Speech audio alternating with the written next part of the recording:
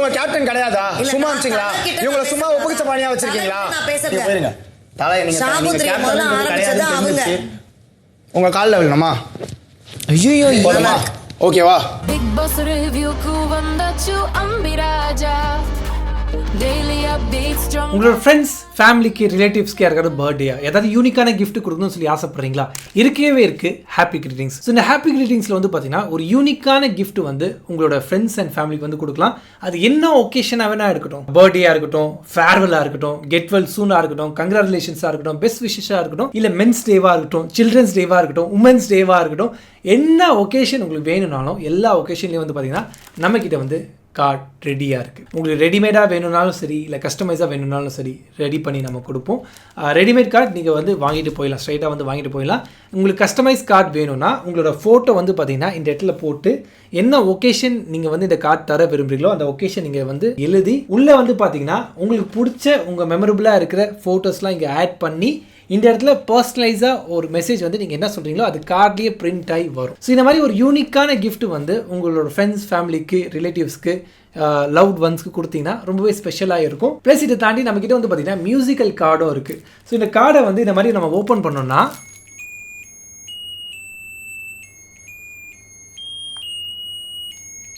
Online ப்ரைஸை விட கொஞ்சம் கம்மியாகவே நான் கொடுக்குறேன். ஸோ இந்த மாதிரி ஒரு மியூசிக்கல் கார்டு, இந்த மாதிரி வந்து பார்த்தீங்கன்னா கஸ்டமைஸ் ரெடிமேட் கார்டு உங்களுக்கு வேணும்னா 8668142294 இந்த நம்பருக்கு வந்து கால் இல்லை மெசேஜ் பண்ணுங்கள். இல்லை ஹாப்பி கிரீட்டிங்ஸ் நம்மளோட இன்ஸ்டா பேஜ் இருக்குது, அதில் கூட நீங்கள் விசிட் பண்ணி மெசேஜ் பண்ணுங்கள், உங்களோட கார்டை புக் பண்ணுங்கள். ஸோ ஹாய் வணக்கம், எல்லாரும் எப்படி இருக்கீங்க? நல்லா இருக்கீங்கன்னு சொல்லி நம்புறேன். So welcome to day 46 of Bigg Boss and day 47 of Bigg Boss live. இன்னைக்கான எபிசோட் ஸ்டார்டிங்கில் வந்து பார்த்தீங்கன்னா கனியக்கா வந்து சாம்பார் ஸ்குவாட்ல வந்து இருக்காங்க. அந்த டீம் மெம்பர் கிட்ட பேசுகிறாங்க. இனிமேல் வந்து பார்த்தீங்கன்னா நம்ம சமைக்கக்கூடாது, நம்ம வந்து நாளைக்கு ரவை கஞ்சி மட்டும் அவங்களுக்கு பண்ணி கொடுப்போம், நம்ம வந்து பெருசாக வந்து சமைக்க வேணாம். ஏன்னா 2 நாள் வந்து நம்ம போட்ட எஃபர்ட்டுக்கு வந்து நமக்கு எதுவுமே வந்து காயின் கிடைக்கல, அவங்க காயின் கொடுக்கல, அதனால சமைக்க வேணாம்னு சொல்லி இனிஷியேட்டிவ் எடுத்துட்டு கனியக்கா இதை டெவலப் பண்ணது வந்து பார்த்தீங்கன்னா பாரு ஏன் சமைக்கலன்னு சொல்லி கேட்டாங்கன்னா எங்களுக்கான ரெகக்னைசேஷன் வந்து எனக்கு கிடைக்கல, அதனால நாங்கள் சமைக்கலன்னு சொல்லி ஒரு பிளான் பண்ணுறாங்க. இந்த பிளானிங்கில் வந்து பார்த்தீங்கன்னா கனியக்காவும் உடந்த, பார்வதியும் உடந்த, திவ்யாவும் இருக்காங்க, சாண்ட்ராவும் இருக்காங்க. ஸோ இந்த 4 பேர் சேர்ந்து தான் இந்த பிளானே வந்து போடுறாங்க. நாளைக்கு வந்து பார்த்தீங்கன்னா நம்ம வந்து ரவை கஞ்சி மட்டும் பண்ணுவோம்,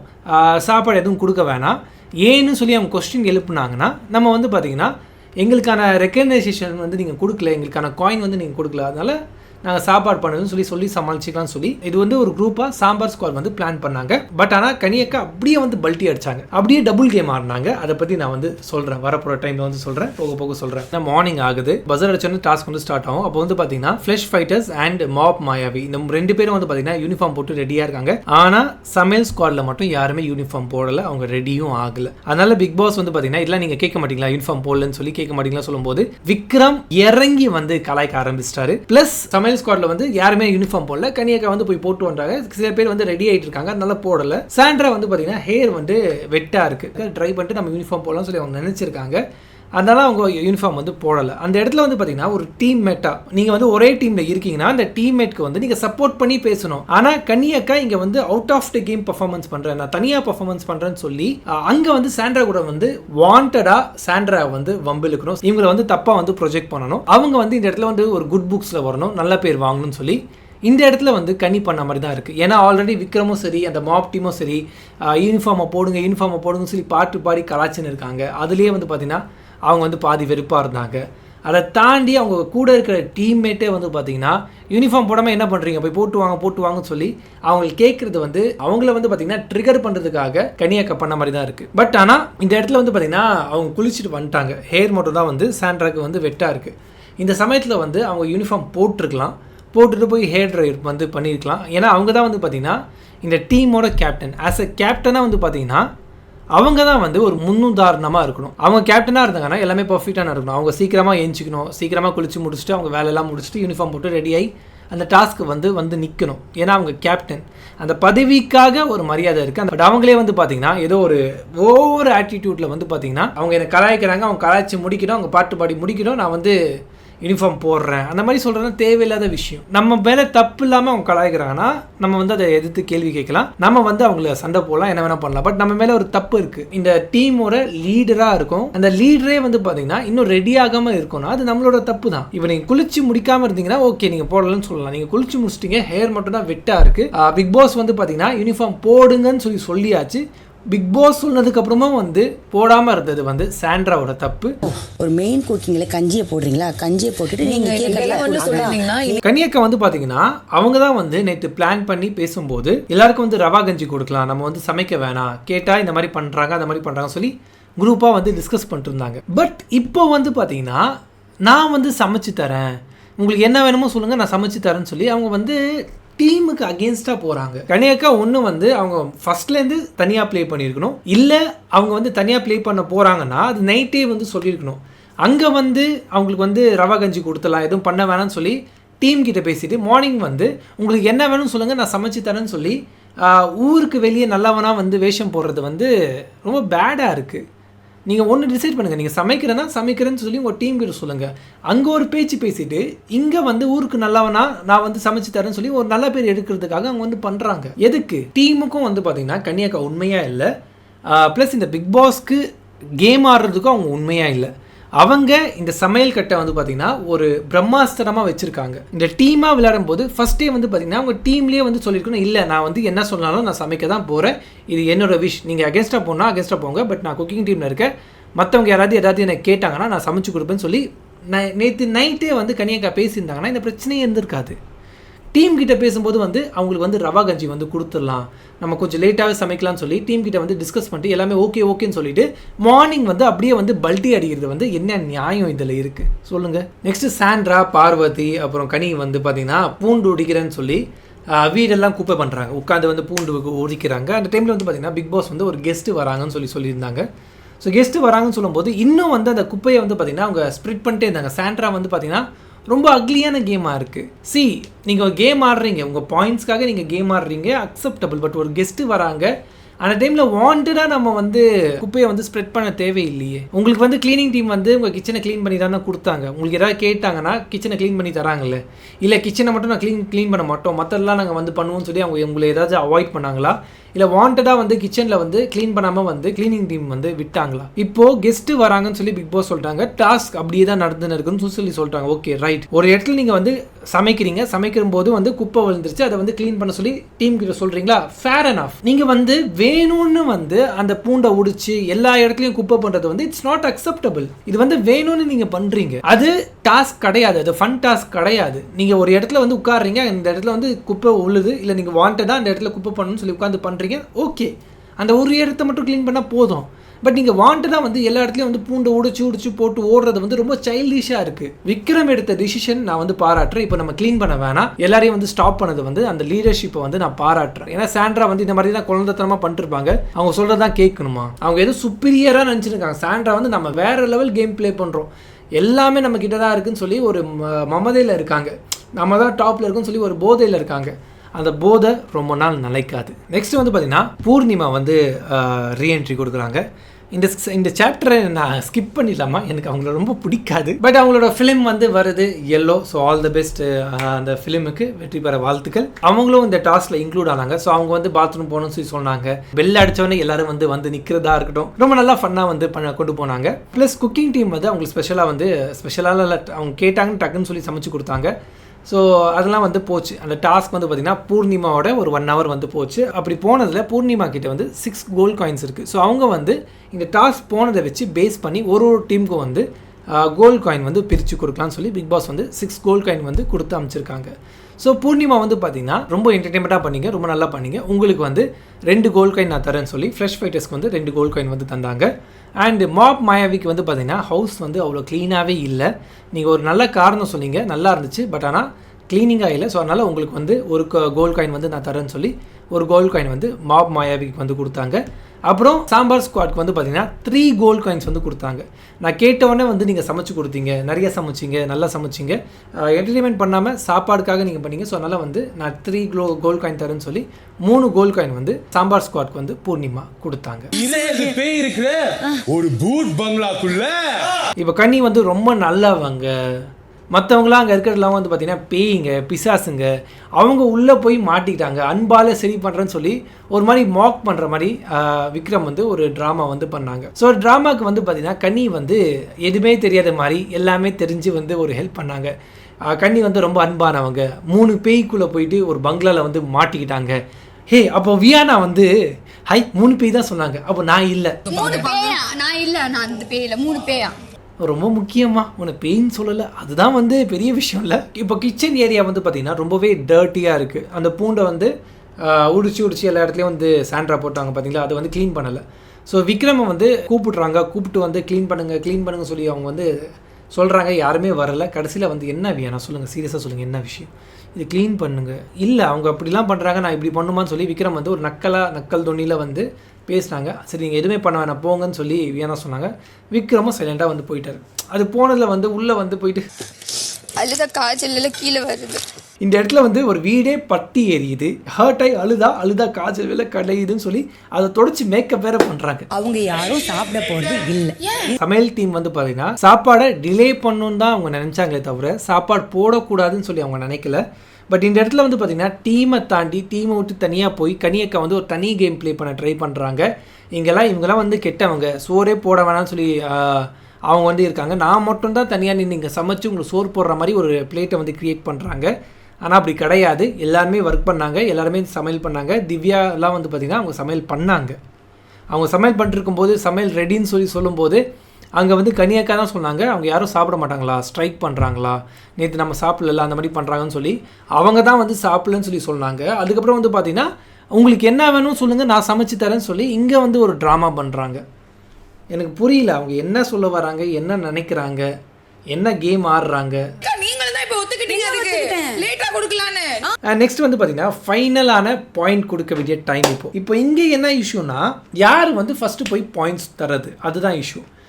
நேற்று வந்து பார்த்தீங்கன்னா மாப் மாயாவி வந்து ஃபஸ்ட்டு போனாங்க. நேற்று வந்து ஃப்ளஷ் ஃபைட்டர்ஸ் வந்து ஃபஸ்ட்டாக போனாங்க. ஸோ இப்போ நியாயப்படி பார்க்கும்போது சாம்பார் ஸ்குவாட் தான் வந்து ஃபஸ்ட்டு போகணும். பட் நாங்கள் வந்து ஃபஸ்ட் போக மாட்டோம், சாபுத்திரி போடுங்க, அது போடுங்க, இது போடுங்கன்னு சொல்லி தேவையில்லாமல் பிரச்சனை பண்ணுறாங்க. இது வந்து தேவையில்லாத பிரச்சனை. இதெல்லாம் நான் என்னால் வந்து சப்போர்ட் பண்ணவே முடியாது. நியாயப்படி ஒரு லாஜிக்கலாக பார்க்கும்போது நேற்று அவங்க போயிருக்காங்க, நேற்று இவங்க போயிருக்காங்கன்னா இன்றைக்கி நீங்கள் தான் போகணும், அதுதான் லாஜிக். நான் போக மாட்டேன், நான் இது பண்ணுவேன் அது பண்ணுவேன்னு சொல்லி அவங்க பண்ணுறது வந்து ஆக்சுவலாக நல்லா இல்லை.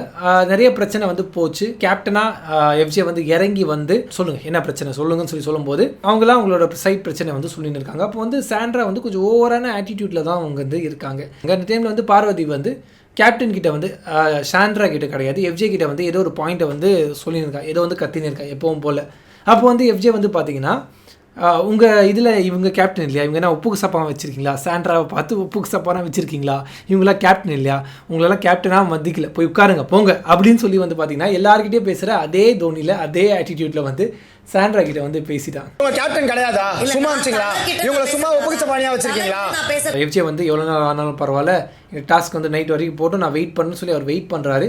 பட் ஆனால் ரொம்ப டைம் ஆகுது. பிக் பாஸ் வந்து கேட்குறாரு எப்போ சொல்லுவீங்கன்னு சொல்லி அந்த மாதிரி கேட்கும்போது எஃப்ஜே வந்து கொஞ்சம் ஆஃப் ஆகிட்டு போய் சாண்ட்ரா கிட்ட கேட்குறாங்க, இப்போ என்ன பண்ணும், உங்கள் காலில் விழுணுமா அப்படின்னு சொல்லி சாண்ட்ரா காலை போய் தொட்டு கும்பிடுறாரு. உங்கள் காலில் விழணுமா, ஐயோ ஓகேவா, காலில் போய் விழணும், தொட்டு கும்பிடணும், அது தேவையே கிடையாது. அவங்க கிட்ட போயிட்டு சாரி நான் பேச தப்பு தான், வாங்க வந்து பேசுங்கன்னு சொன்னாலே போதுமே. அவர் காலில் விழுந்து இவர் ஏதோ ஒரு தியாகம் பண்ணுற மாதிரி, இல்லை சாண்ட்ரா வந்து ரொம்ப ஒரு மோசமானவங்க மாதிரி, அவங்க ஆட்டிடியூட் காரி தான், நான் இல்லைன்னு சொல்லலை, ஆனால் காலெல்லாம் விழ சொல்லலை.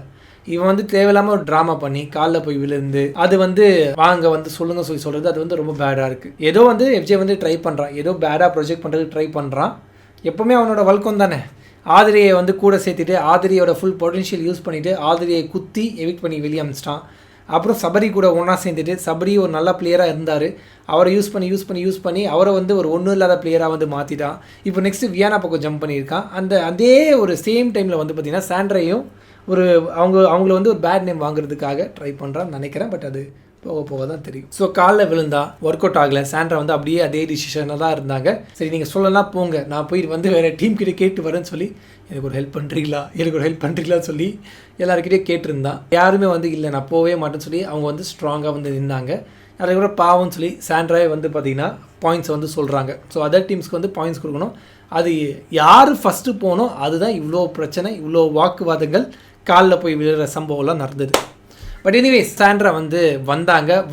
நான் வந்து mop Mayavi and fresh fighters 2 பேருக்கும் வந்து பார்த்தீங்கன்னா 0 மார்க் தான் கொடுப்பேன். அவங்க வந்து 2 பேருக்கும் 0 பாயிண்ட்ஸ் வந்து கொடுத்தாங்க. நெக்ஸ்ட் வந்து மாப் மாயாவிஸ்லேருந்து விக்ரம் வந்தார். ஸோ விக்ரம் வந்து சாம்பார் ஸ்குவாட்க்கு வந்து 0 கொடுத்தாங்க. அப்புறம் ஃப்ரெஷ் ஃபைட்டர்ஸ்க்கு வந்து பார்த்தீங்கன்னா நீங்கள் நல்லா பண்ணீங்க, ரொம்ப என்டர்டெயின் பண்ணீங்க, ஆனால் உங்களுக்கு நான் 2 பாயிண்ட் தான் கொடுப்பேன் அப்படின்னு சொல்லி 2 பாயிண்ட் தான் கொடுத்தாரு. அப்புறம் ஃப்ளஷ் ஃபைட்டர்ஸ்லேருந்து ரம்யா வந்து வந்தாங்க. மாப் மாயாவிக்கு வந்து பார்த்தீங்கன்னா ஒரே ஒரு பாயிண்ட் தான் கொடுத்தாங்க.